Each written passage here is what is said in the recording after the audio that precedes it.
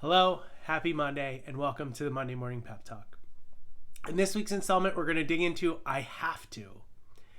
This has come up a lot in client conversations recently, and I've started to really tune into this sentiment. Some examples of this that I've heard include, I have to have a website. I have to leave my job. I have to have this difficult conversation. I have to stand up for myself. I have to find a better culture. Whatever it is you feel you have to do, it's going to be much harder to do if it doesn't align to what you want to do. It's a lot easier to get motivated to achieve wants than it is to achieve have-tos. So what's the problem here? I actually think it's twofold. First, we often do things out of a feeling of obligation or because they align to some professional or social norm. In many of these cases, we actually end up making decisions and choices that don't ultimately serve what we really want. And secondly, we often confuse a tactic with an outcome. I have to leave my job as a tactic. I want to have a fulfilling and financially stable job is an outcome. So how do we reframe this productively? Start with answering the question, what is the outcome I ultimately want? In the case of having to leave your job, what do you want? Do you want a more mission-driven organization with a more supportive and collaborative culture? Or do you just want a more inspiring and supportive manager? In this case, have you already asked for or explored those things in your current job? The answer may be yes, but often we jump to I have to leave my job before seeing if we can get what we want without leaving our current company. Before you look at what you have to do, ask yourself, what do I really want? And then you can explore the best way to get there. When we start to separate the outcome from the tactic, we often find a more intentional and often more efficient way to get what we want. So what we want you to do is replace your I have tos with I want tos. And I'd like to point out a side note here. There may be stuff that you actually have to do. You may have signed up for something as part of your job or your client relationship that is a requirement. In these situations, you have to ask yourself, is what I want to do what I signed up to do? And if the answer is yes, you're in good shape. If the answer is no, then you should start exploring how to get what you want in the relationship you're in.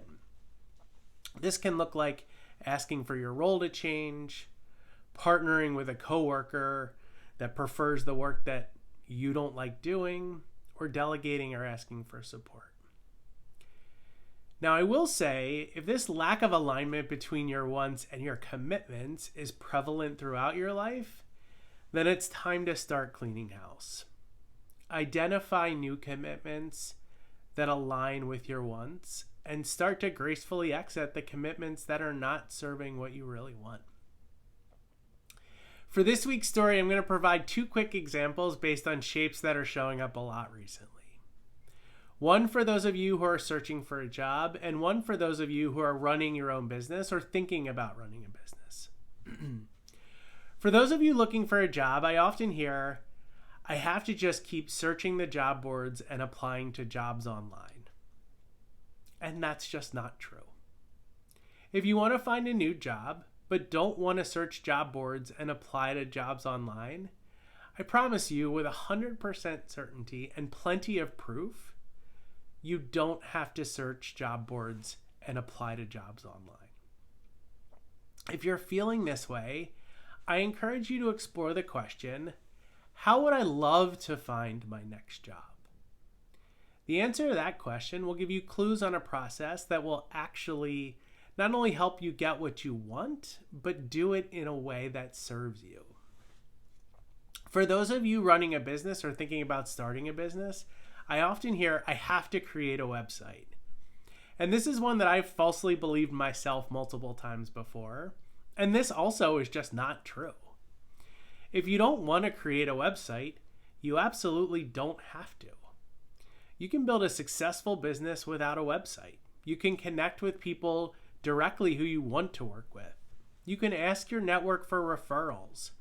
You can post a bunch of content on social media. You can even go knocking on doors. So if you're feeling this way, that you have to create a website, I encourage you to explore a similar question. How would I love to find my next client? Similarly, the answer to that question will give you some clues on how you might achieve what you want in a way that may better serve you. So what can we do to integrate this mindset into your lives and your work this week? First, look at your life and ask yourself, what do I currently feel like I have to do? Pick one or two things and ask yourself the following questions. Is it something I want to do?